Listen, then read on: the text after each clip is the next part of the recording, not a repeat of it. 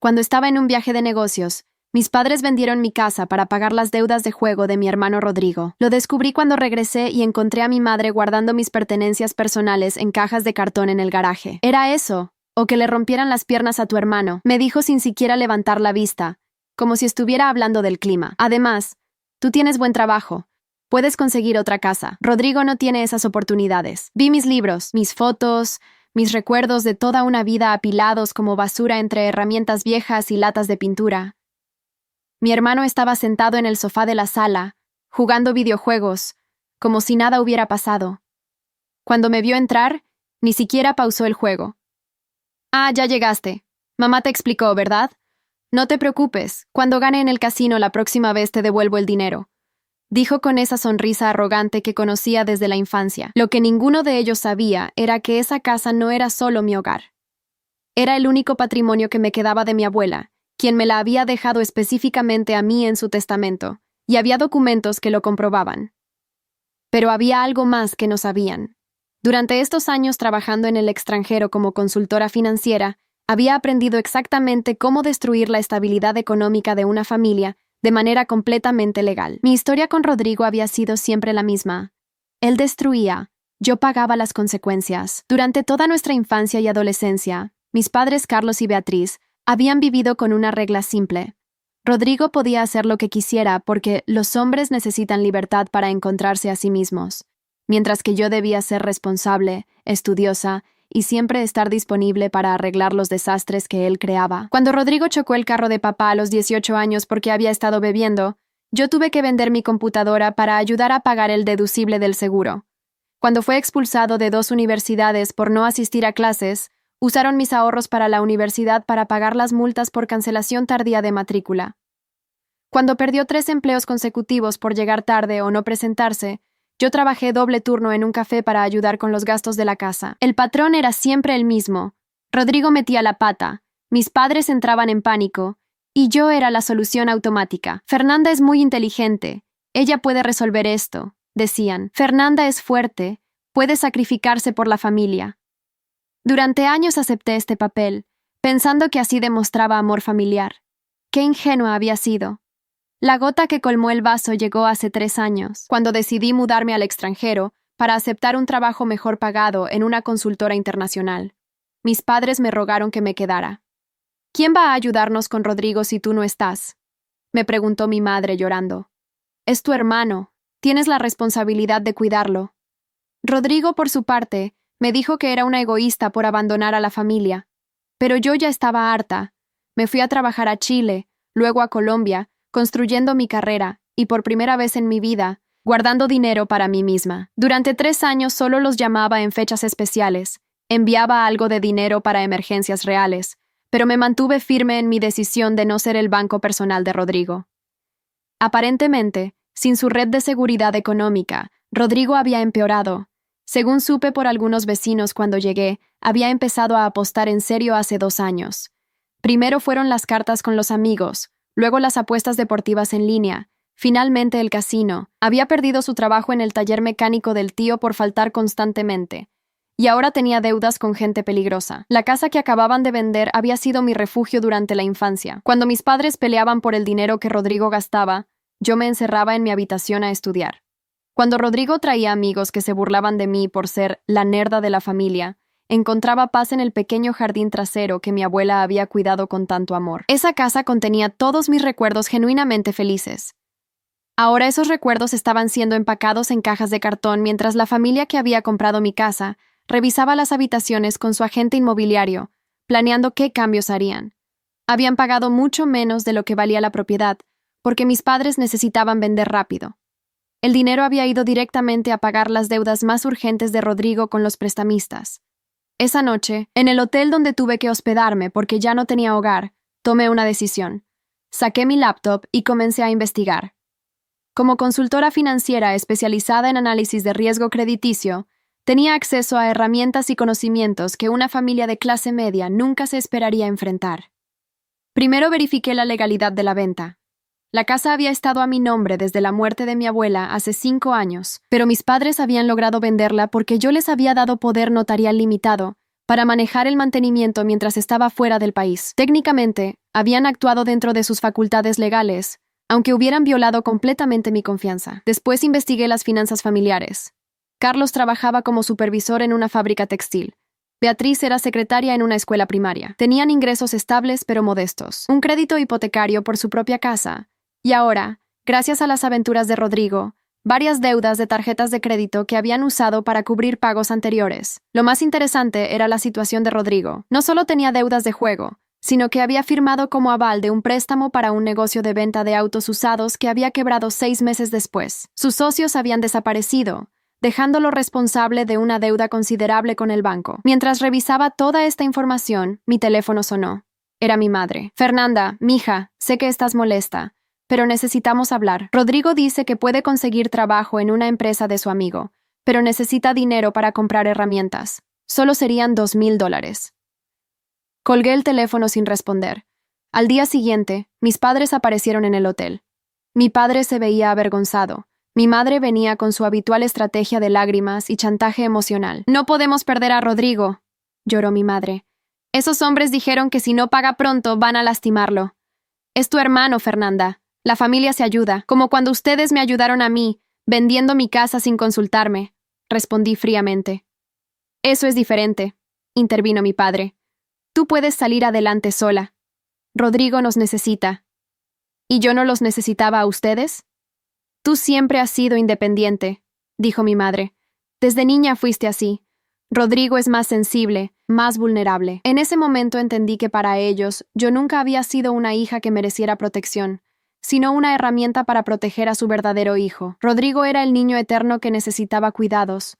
Yo era la adulta prematura que existía para proporcionárselos. «Voy a ayudarlos», les dije finalmente. «Pero esta vez va a ser diferente. Van a firmar algunos documentos que mi abogado va a preparar». Vi el alivio en sus rostros. Pensaron que había funcionado la manipulación de siempre. No tenían ni idea de lo que realmente había decidido hacer. Rodrigo había jugado con fuego durante años, siempre seguro de que alguien más apagaría el incendio. Mis padres habían elegido sacrificar a una hija para salvar a un hijo que nunca aprendería, mientras tuviera quien pagara sus errores. Era hora de que toda la familia aprendiera lo que significaba vivir sin red de seguridad. Lo que había empezado como un viaje de negocios rutinario se había convertido en el punto de partida para la venganza más sistemática y devastadora que jamás había planeado.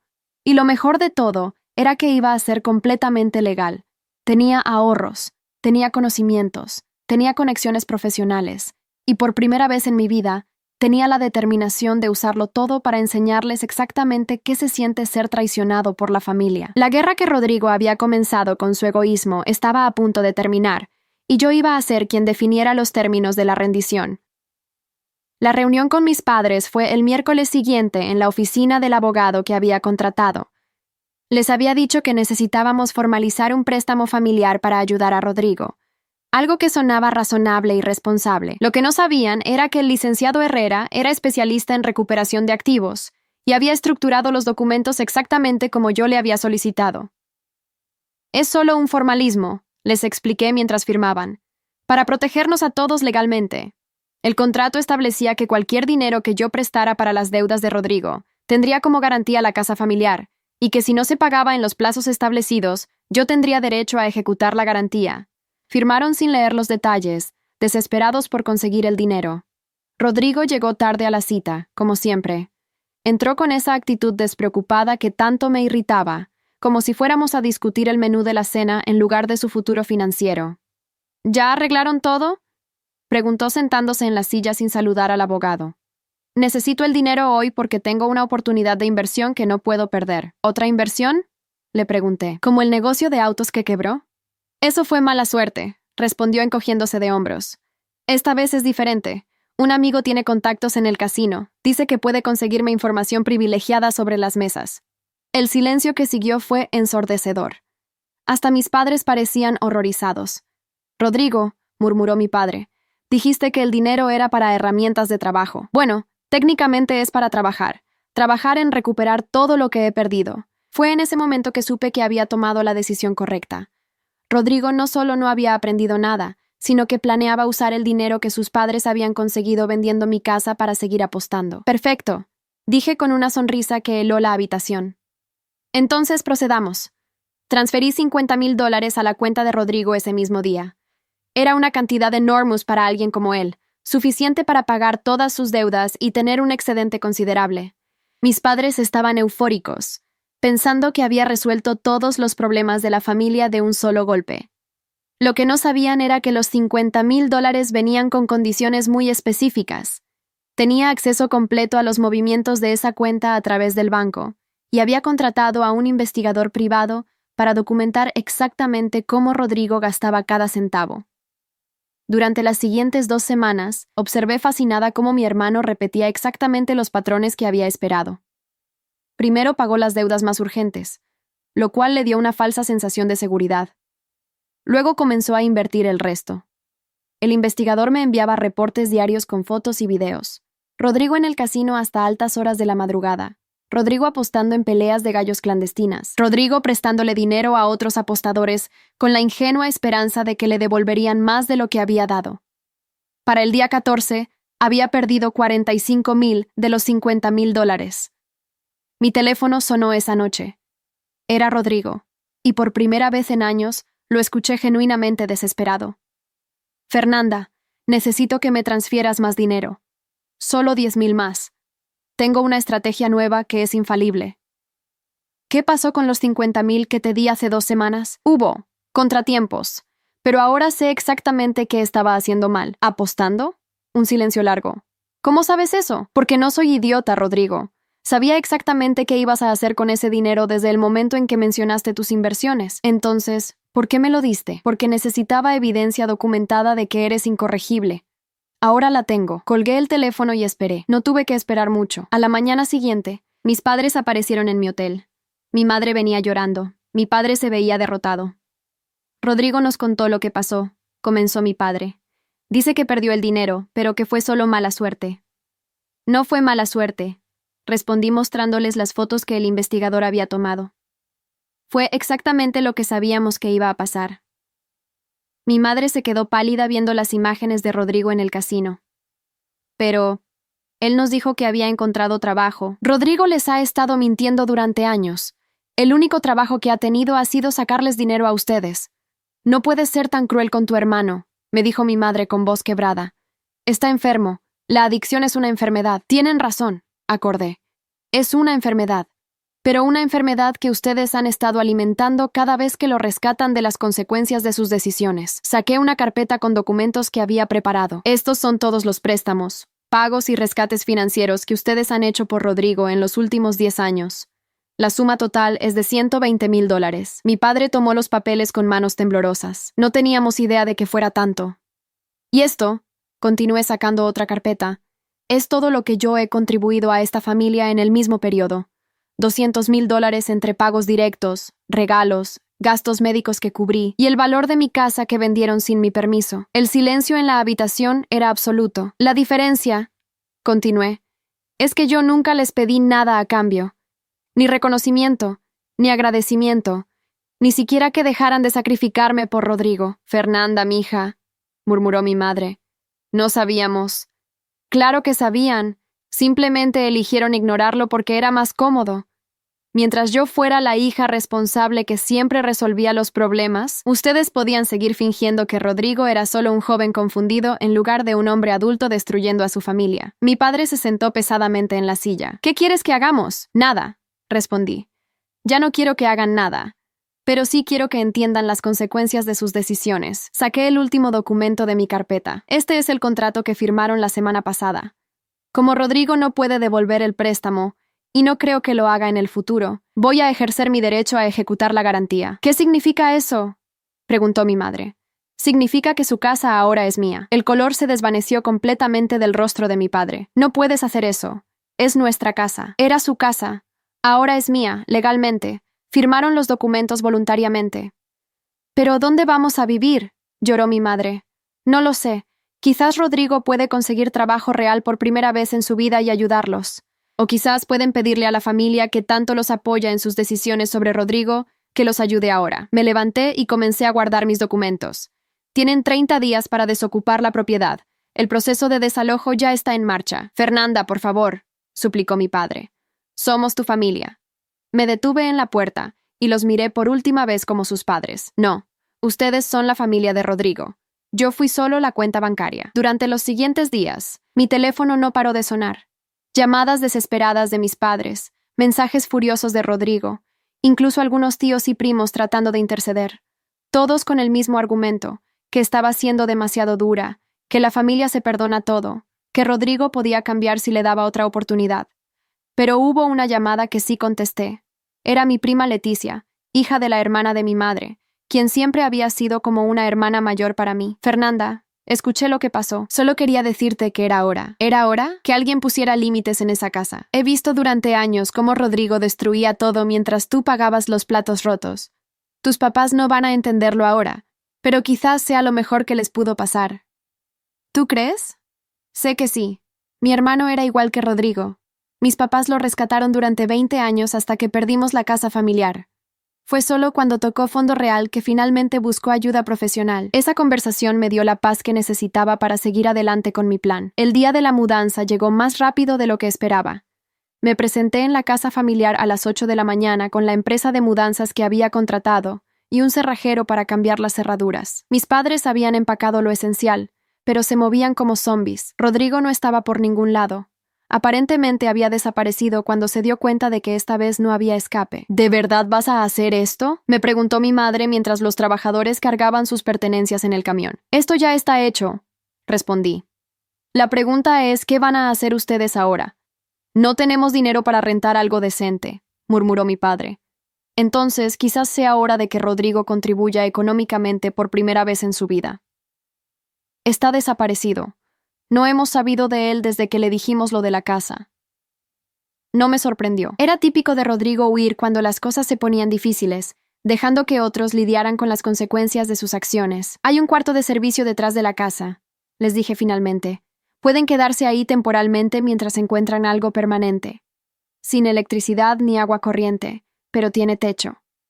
Vi el destello de esperanza en sus ojos. ¿En serio?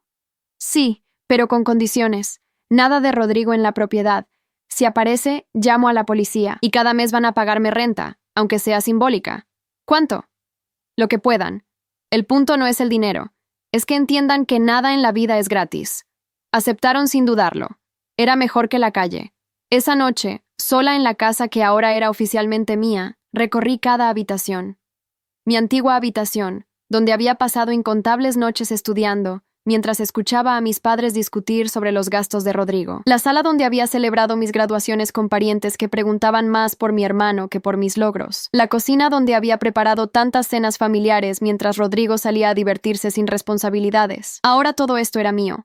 Pero extrañamente no sentía la satisfacción que había esperado, solo una profunda tristeza por la familia que podríamos haber sido si mis padres hubieran amado a sus dos hijos por igual. Al día siguiente comencé las renovaciones. Contraté a trabajadores para remodelar completamente la casa, borrando décadas de recuerdos dolorosos y creando algo nuevo. La habitación de Rodrigo se convirtió en mi oficina.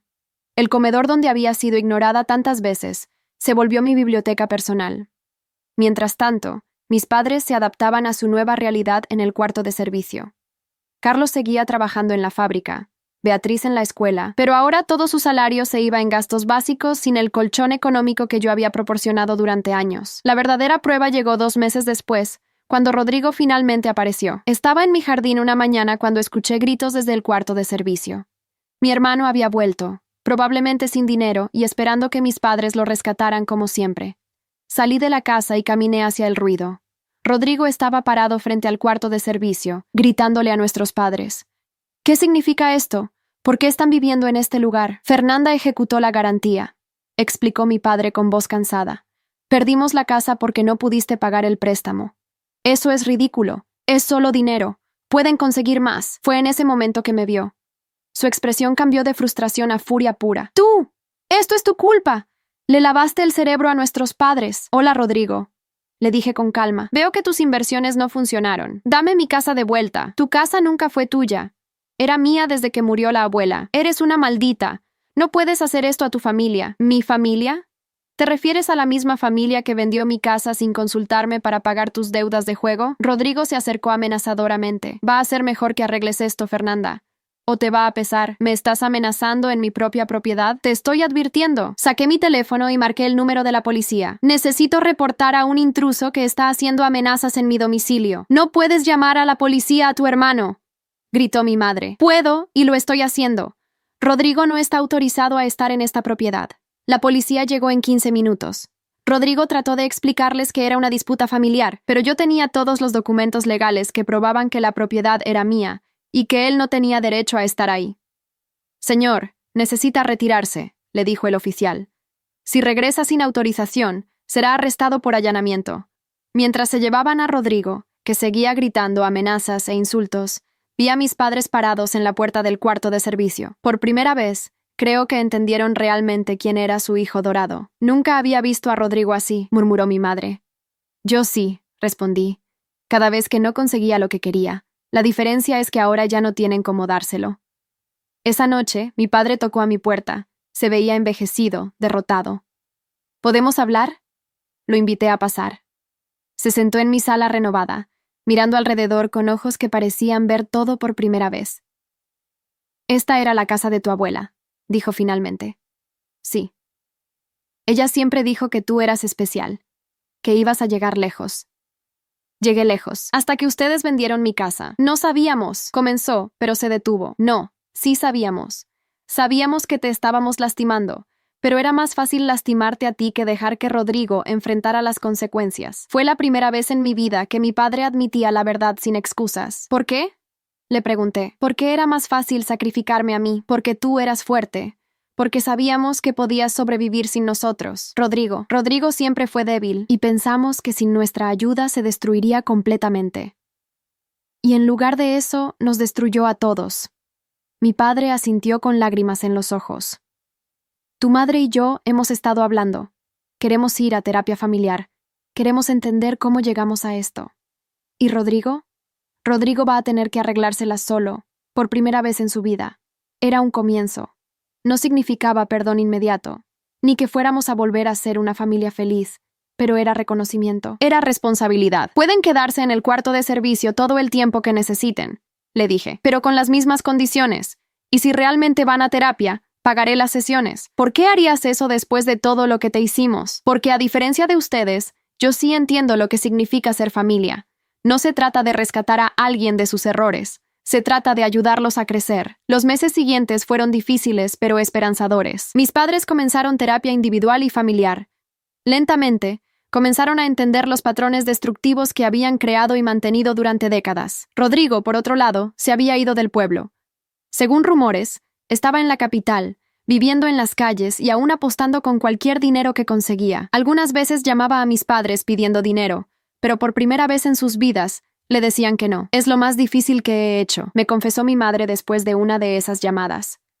Escucharlo llorar al teléfono, diciéndonos que no tiene dónde dormir.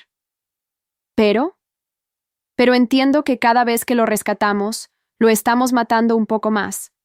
No le estamos enseñando a vivir, le estamos enseñando a manipular. Era un progreso enorme para una mujer que había pasado 30 años rescatando a su hijo de cada problema. El verdadero momento de verdad llegó 6 meses después. Rodrigo apareció nuevamente, pero esta vez no vino gritando y amenazando. Vino delgado, sucio, claramente habiendo tocado fondo real. Mamá, le dijo a través de la ventana del cuarto de servicio. Necesito ayuda, ayuda de verdad. ¿Qué tipo de ayuda? Quiero ir a rehabilitación. Encontré un centro que acepta personas sin dinero, pero necesito que alguien me lleve. Mi madre me miró desde la ventana. Por primera vez, estaba pidiendo mi opinión sobre Rodrigo. ¿Tú qué crees? Le pregunté. Creo que suena diferente. Más. Humilde. Entonces ayúdalo, pero solo para llevarlo al centro. Nada más. ¿Y si sale y vuelve a las andadas? Entonces ya no es tu problema. Es el suyo. Fue la conversación más adulta que habíamos tenido sobre Rodrigo en toda mi vida. Al final, mis padres lo llevaron al centro de rehabilitación. No sabíamos si funcionaría, no teníamos garantías de que Rodrigo realmente había cambiado, pero por primera vez estaba buscando ayuda profesional en lugar de dinero fácil. ¿Crees que pueda cambiar? Me preguntó mi madre esa noche. No lo sé, respondí honestamente. Pero ahora esa es su responsabilidad, no la nuestra. Para mis padres, esa distinción fue revolucionaria. Durante décadas habían cargado con la responsabilidad de arreglar a Rodrigo. Ahora finalmente entendían que solo él podía arreglarse a sí mismo. El año que siguió transformó completamente la dinámica familiar. Mis padres, liberados de la carga financiera y emocional constante de rescatar a Rodrigo, pudieron enfocarse en reparar su relación conmigo. Comenzamos a tener cenas semanales donde hablábamos de mis proyectos de trabajo, mis planes futuros, mis intereses. Por primera vez en mi vida, sentí que tenía padres que estaban genuinamente interesados en conocerme como persona, no como solucionadora de problemas. Rodrigo completó su programa de rehabilitación de 6 meses. Cuando salió, consiguió trabajo en una fábrica y rentó un cuarto pequeño en una pensión. Venía a visitar a mis padres una vez por semana, pero ya no pedía dinero ni creaba drama. ¿Crees que realmente cambió?, me preguntó mi padre después de una de esas visitas. Creo que está intentando cambiar, respondí. Pero más importante, ustedes cambiaron. Ya no están dispuestos a ser sus cómplices. Era cierto. La transformación más dramática no había sido en Rodrigo, sino en mis padres. Habían aprendido a amar sin rescatar, a apoyar sin facilitar, a ser familia sin ser víctimas. En cuanto a mí, renovar la casa familiar se había convertido en algo más que una venganza. Se había convertido en una forma de sanar. Cada habitación remodelada borraba un mal recuerdo y creaba espacio para nuevas posibilidades. La habitación que había sido de Rodrigo, ahora mi oficina, tenía una placa pequeña en la puerta que decía Fernanda Ruiz, consultora financiera. Era un recordatorio diario de que había construido mi propio éxito sin depender de la validación familiar. El comedor, donde había sido ignorada tantas veces, ahora tenía una mesa grande donde recibía a clientes y amigos. Era el centro social de mi nuevo mundo, un mundo donde mi voz importaba.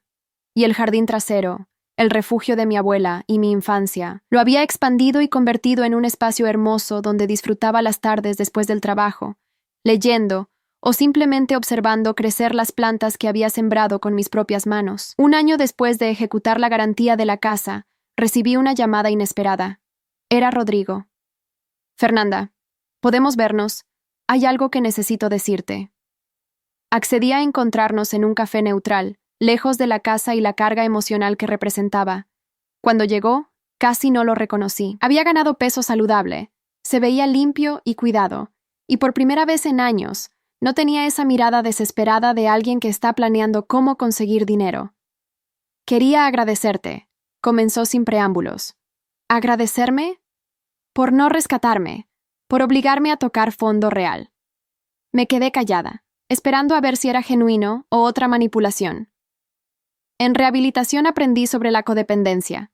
Continuó, sobre cómo las familias pueden mantener las adicciones sin darse cuenta. Me di cuenta de que papá y mamá me estaban matando con su ayuda. ¿Y qué me dices de mí? ¿También te estaba matando? No. Tú eras la única que veía la verdad. Pero yo te odiaba por eso. ¿Y ahora? Ahora entiendo que si me hubieras seguido rescatando, probablemente estaría muerto. O en la cárcel. Hablamos durante 2 horas.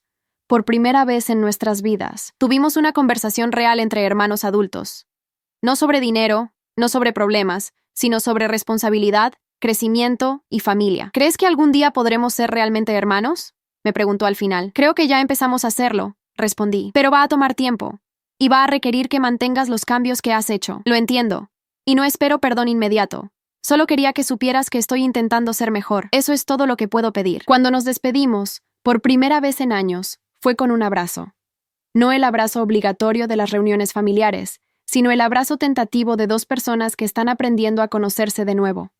Los años que siguieron confirmaron que los cambios en mi familia habían sido reales y duraderos. Rodrigo mantuvo su trabajo, mantuvo su sobriedad, y lentamente reconstruyó relaciones basadas en respeto mutuo, en lugar de dependencia económica. Mis padres siguieron en terapia durante 2 años más, trabajando no solo en su relación conmigo y con Rodrigo, sino en su propio matrimonio, que había sido dañado por décadas de estrés financiero y emocional. No sabíamos que éramos tan disfuncionales, me confesó mi madre durante una de nuestras cenas semanales. Pensábamos que estábamos siendo buenos padres protegiéndolo. Las intenciones buenas no siempre producen resultados buenos, le respondí. Pero reconocer los errores y trabajar para cambiarlos, sí. Eventualmente, mis padres se mudaron del cuarto de servicio a un apartamento pequeño pero digno que podían pagar con sus salarios. Habían aprendido a vivir dentro de sus medios sin depender de rescates externos. La casa familiar se convirtió oficialmente en mi hogar permanente. La llené de plantas, libros, arte y recuerdos de los viajes que pude permitirme una vez que dejé de financiar los errores de otros. También se convirtió en el lugar donde recibía a mis nuevos amigos y, eventualmente, a mi pareja. Conocí a Daniel en una conferencia de trabajo. Era contador, confiable, trabajador, y venía de una familia que valoraba la responsabilidad individual y el apoyo mutuo sin codependencia. «Tu familia ha cambiado mucho», observó después de conocer a mis padres y a Rodrigo en una barbacoa que organicé para mi cumpleaños.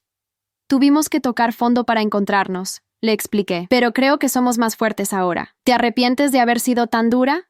«No», respondí sin dudarlo. «Me arrepiento de haber esperado tanto tiempo para poner límites». Era cierto.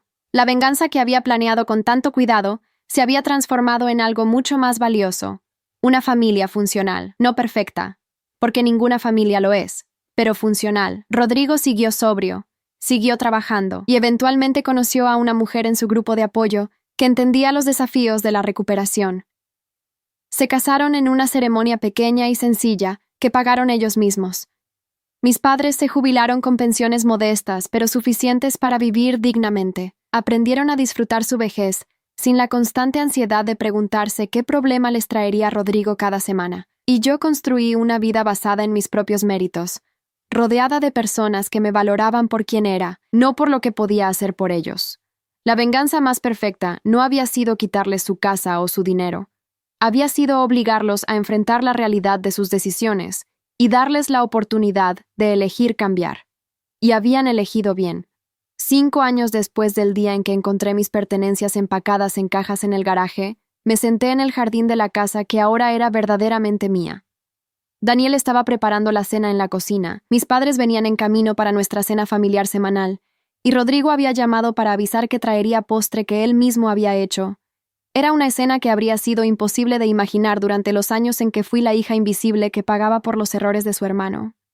Pero también era una escena que no habría sido posible sin la intervención drástica que había tomado. A veces, para construir algo nuevo y saludable, primero hay que destruir completamente lo que está podrido. Mi familia había estado podrida por la codependencia, el favoritismo y la falta de límites durante décadas. Pero de esas cenizas había crecido algo genuino, una familia que se amaba sin manipularse, que se apoyaba sin rescatarse, y que había aprendido que el amor verdadero a veces significa decir que no.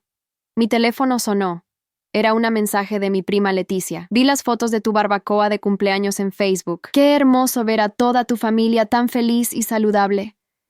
Te felicito por haber tenido el valor de hacer lo que era necesario. Tenía razón. Había requerido valor. Valor para enfrentar a mi familia. Valor para mantenerme firme cuando me suplicaron. Valor para ser vista como la villana mientras hacía lo correcto. Pero había valido la pena cada momento de dolor, cada noche de dudas, cada lágrima que había derramado por la familia que perdí cuando decidí que merecía mejor. Porque ahora tenía algo mucho más valioso, una familia que me merecía. Mientras el sol se ponía sobre el jardín que había plantado con mis propias manos, en la casa que había salvado con mi propia determinación, rodeada del amor que había cultivado con mis propios límites, supe que había tomado las decisiones correctas. Rodrigo había tenido razón en una cosa: la familia debe ayudarse mutuamente. Pero se había equivocado en todo lo demás. Ayudarse no significa rescatarse, significa exigirse lo mejor unos a otros. Y eso era exactamente lo que habíamos aprendido a hacer. La venganza más dulce no era ver a mi familia sufrir. Era verlos prosperar una vez que aprendieron a funcionar sin destruirse mutuamente. Y la recompensa más grande no era tener mi casa de vuelta. Era tener una familia que valía la pena conservar. Hay historias que no son solo historias, son espejos de la vida. Si esta te conmovió, ayúdanos a seguir contando otras que también merecen ser escuchadas. Muchas gracias y que tengas un excelente día.